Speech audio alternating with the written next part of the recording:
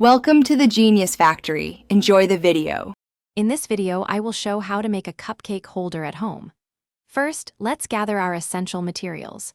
You will need a piece of sturdy cardboard, a sharp pair of scissors, a ruler, a pencil, and some strong adhesive glue.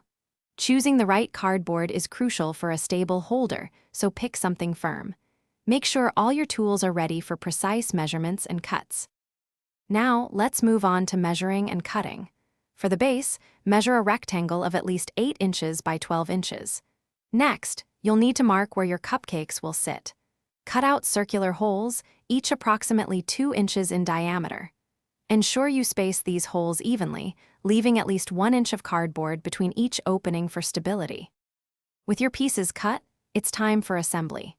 Carefully apply a generous amount of strong glue to the edges of your top layer and firmly attach it to the base. For extra durability, reinforce all the connecting edges with additional adhesive. It is very important to allow the glue to dry completely, which usually takes at least 30 minutes before proceeding. Finally, let's add some personal flair and review a few pro tips. You can decorate your finished cupcake holder with paint, glitter, or decorative paper to match your event. For convenience, consider adding a sturdy handle for easy transportation.